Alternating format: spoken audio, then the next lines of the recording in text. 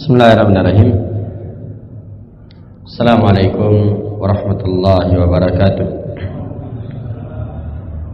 Alhamdulillahirabbil alamin wal aqibatu lil muttaqin wala udwana illa 'alal zalimin. Asyhadu an la ilaha illallah wahdahu la syarika lah wa asyhadu anna Muhammadan 'abduhu wa rasuluh sallallahu alaihi wa ala alihi wa sallam tasliman katsira. Amma ba'd. Kaum muslimin dan muslimat jamaah zuhur yang dimuliakan oleh Allah Subhanahu wa taala, alhamdulillah kembali kita lanjutkan kajian kita dengan membahas kitab 40 hadis berbakti kepada ibu. Dan insyaallah kita akan memasuki hadis yang kedua dari kitab ini. Kata penulis hafizahullah taala, Anil Miqdam ibni Ma'di Karib radhiyallahu anhu, dari Al-Miqdam bin Ma'di Karib radhiyallahu anhu, annahu sami'a Rasulullah sallallahu alaihi wasallam yaqul, bahwasanya beliau mendengarkan Rasulullah sallallahu alaihi wasallam bersabda, innallaha yusikum bi ummahatikum summa yusikum bi ummahatikum summa yusikum bi abaikum summa yusikum bil aqrabi fal aqrab. Sesungguhnya Allah Subhanahu wa taala mewasiatkan kepada kalian ibu-ibu kalian, maksudnya untuk berbakti, berbuat baik kepada ibu-ibu kalian.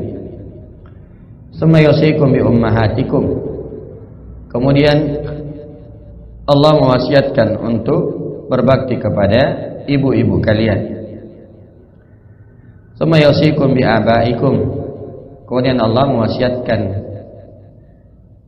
kalian untuk berbakti kepada bapak-bapak kalian. Summa yusikum bil aqrabi fal aqrab, kemudian Allah mewasiatkan kalian untuk berbuat baik kepada kerabat yang paling dekat, kemudian yang lebih dekat berikutnya. Hadis ini diriwayatkan oleh Imam Ahmad di dalam musnadnya dan juga Al-Bukhari di dalam kitab Adabul Mufrad. Jamaah yang dimuliakan oleh Allah Subhanahu wa taala, di dalam hadis ini sahabat yang mulia Al-Miqdam bin Ma'di Kariba itu menyebutkan, mengabarkan dari Nabi sallallahu alaihi wasallam bahwasanya di antara wasiat Allah itu adalah wasiat untuk berbuat baik kepada ibu. Maka hendaknya seorang menjaga akan hal tersebut. Dan namanya wasiat itu adalah hal yang penting. Itu adalah hal yang penting. Dan orang yang diwasiati itu hendaknya menjalankan wasiat tersebut. Dan tentunya di sini kita semua diberi wasiat, diberi amanah, diberi tanggung jawab oleh Allah Subhanahu wa taala untuk berbakti kepada ibu kita. Dan di sini Nabi sallallahu alaihi wasallam mengulanginya sebanyak 2 kali, dan ini adalah penegasan. Ini adalah penegasan. Nah, karena itu di dalam hadis ini terdapat faedah. Yang pertama, yufidut tikraru at-ta'kid ala haqqil pengulangan di dalam hadis ini menunjukkan penegasan akan hak seorang ibu. Wa anna wasiyatullah tabaraka wa ta'ala, dan bahwasanya hal tersebut itu merupakan wasiat Allah tabaraka wa ta'ala. Fayuqaddamu fil bir al-ummu fal ab fal aulad fal ajdad fal jaddat fal ikhwatu wal akhwat fal maharim. Maka di sini didahulukan ibu dalam hal berbuat baik. Setelah itu baru ayah. Setelah itu kemudian anak-anak. Kemudian kakek, nenek, lalu saudara laki-laki, saudara perempuan, fal maharim, dan juga mahram atau kerabat yang lain. Dan ini juga semakna dengan insyaallah taala nanti akan ada hadisnya. Ketika Nabi sallallahu alaihi wasallam ditanya siapa yang paling berhak untuk kami berbuat baik kepadanya, maka Nabi sallallahu alaihi wasallam menyebutkan ibu, bahkan sampai 3 kali. Kenapa? Kata para ulama, karena ibu itu mengalami kesulitan sebanyak 3 kali yang tidak dialami oleh seorang ayah. Kesulitan saat mengandung, kesulitan saat melahirkan, dan kesulitan saat menyusui. Yang mana ini tidak dialami oleh seorang ayah. Walaupun ayah juga mengalami kesulitan seperti kesulitan mencari nafkah, ya, kesulitan di dalam menjaga, melindungi. Namun kesulitan yang dialami oleh seorang ibu di samping kelemahannya itu lebih berat. Maka apa yang bagi alal ibni ayyahfadha wasiyatallahi wa yar'aha, selayaknya bagi seorang anak untuk menjaga wasiat Allah, liyuhfadha fi dunyahu wal yadhfara yaumal qiyamati bin najat wal fauz. Dan kalau dia menjaga hal tersebut, dia juga akan dijaga di dunia. Ya, kalau dia menjaga wasiat Allah, Allah juga akan menjaganya. Al-jazaa'u min jinsil amal. Balasan itu sesuai dengan perbuatan. Dan dia akan beruntung nanti di akhirat.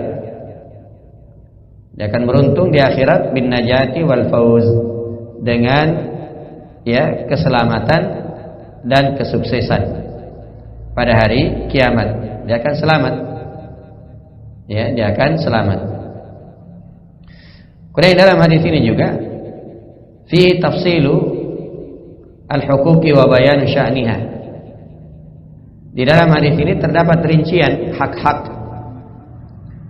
dan penjelasan masing-masing dari kedudukan hak tersebut. Jadi ada hak-hak yang harus kita tunaikan. Ada hak yang harus kita tunaikan. Ada hak orang tua, ada hak tetangga. Ya, demikian juga ada hak kerabat, ada hak guru, ada hak penguasa, ada hak ulama yang harus kita tunaikan. Nah, kita memiliki kewajiban akan hal tersebut. Dan Nabi sallallahu alaihi wasallam bersabda, "Fa'ati kulladzi haqqin haqqahu." Berilah masing-masing yang berhak akan haknya. Ya, bahkan pada diri kita ini ada haknya. Ada haknya. Nah, ya misalnya diberikan hak kalau lapar ya makan, kalau kelelahan ya istirahat. Ya, dan selainnya dari hak-hak diri. Nah, demikian juga haknya yang paling pokok adalah seorang mempelajari agama Allah Subhanahu wa taala. Maka di dalam hadis ini terdapat rincian hak-hak dan penjelasan kedudukan hak tersebut. Wa annahu yubda'u bil ummi fil bir. Dan bahwasanya dimulai ya kebaikan itu kepada sang ibu. Jadi berbakti itu didahulukan sang ibu, summal ab, kemudian ayah, summal aqrab fal aqrab, kemudian ya orang yang paling dekat dari kerabat kita, lalu setelahnya. Wa qad qaddimatil ummu 'alal abi fi mutlaqil birri li ta'bihinna wa khidmatihinna. Dan ayah dan ibu didahulukan di atas ayah dalam masalah ya berbuat baik, li ta'bihinna wa khidmatihinna, karena kelelahan mereka dan khidmat mereka, bantuan mereka. Ya tentunya kita sebagai suami, sang ayah ya pasti tahu ya kondisinya. ya istri kita pasti lebih banyak lelahnya di dalam masalah mengurus anak. Ya, mengurus anak. Ya kita juga lelah. Tapi ya lelah itu ya hanya di luar cari nafkah. Setelah itu biasanya kalau di rumah lebih banyak istirahat.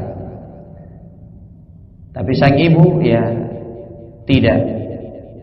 Nah, ibu rela digigit nyamuk, yang penting anaknya tidak digigit nyamuk. Rela kedinginan, yang penting anaknya tidak dingin. Rela tidak tidur, yang penting anaknya tidur. Dan seterusnya dari berbagai kelelahan yang dialami oleh seorang ibu. Nah, wa muqasatil masyaqqi fil hamli wal wad'i wal radha'i wat tarbiyah. Demikian juga kesulitan-kesulitan yang dialami oleh seorang ibu ketika hamil, ketika melahirkan, ketika menyusui, wat tarbiyah, ketika mendidik. Ya, sampai dikatakan bahwasanya sang ibu itu adalah sekolah pertama bagi anak-anak. Wa qad waqa'atil isyaratu ila dzalika fi qoulihi ta'ala wa wassaynal insana biwalidayhi ihsana hamalathu ummuhu kurhan wa wada'athu kurha wa hamluhu wa fisaluhu 30 syahra. Nah, dan ini diisyaratkan juga di dalam firman Allah Subhanahu wa taala, wa wassaynal insana biwalidayhi ihsana. Kami wasiatkan kepada manusia untuk berbuat baik kepada kedua orang tuanya. Ya, kedua orang tua disebutkan secara umum. Setelah itu secara khusus, hamalathu ummuhu kurha. Ibunya ya mengandungnya dalam keadaan susah payah. Wa wada'atuhu kurha, melahirkannya secara susah payah. Wa hamluhu wa fisaluhu 30 syahra. Dan sang ibu itu mengandung dan menyusui selama 30 bulan. Selama 30 bulan. Ya, di ayat yang lain disebutkan wa fisaluhu fi amain. Ya, menyusuinya sebanyak 2 tahun. 2 tahun itu sama dengan 24 bulan. 24 bulan. Berarti 24 bulan menyusui. Ya, karena itu para ulama menyebutkan bahwasanya kalau ada orang yang melahirkan di usia 6 bulan kehamilannya, maka itu ya tidak boleh langsung divonis bahwasanya dia hamil di luar nikah. Karena boleh jadi ada seorang itu ya memang kehamilannya hanya 6 bulan.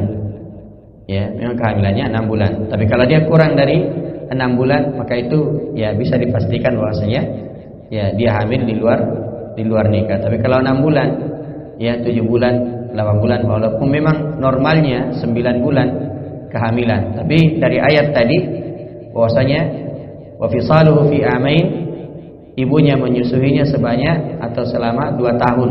2 tahun berarti 24 bulan. Di ayat ini dikatakan wa hamluhu wa fisaluhu 30 syahra. Ibunya mengandungnya dan menyusuinya sebanyak atau selama 30 bulan. Ya, berarti 2 tahun menyusui, dihamilkan selama 6 bulan. Nah, wallahu taala a'lam. Ini jamaah yang dimuliakan oleh Allah Subhanahu wa taala, ya, beberapa hak yang harus dipenuhi dan yang paling pokok adalah seorang ibu, dan ibu adalah wasiat Allah Subhanahu wa taala, fal tar'a, maka hendaknya seorang senantiasa menjaganya, memerhatikannya. Wallahu taala alam. Ini hadis yang kedua dari 40 hadis berbakti kepada seorang ibu. Insyaallah taala hadis yang ketiga kita ambil di pertemuan yang akan datang dengan izin Allah Subhanahu wa taala. Mudah-mudahan ada manfaatnya. Yang benarnya itu adalah kebenaran dari Allah Subhanahu wa taala. Hadanallahu wa iyyakum. Subhanakallah bihamdik. Asyhadu an la ilaha illa anta astaghfiruka wa atubu ilaik. Wa akhiru da'wana alhamdulillahi rabbil alamin. Assalamualaikum warahmatullahi wabarakatuh.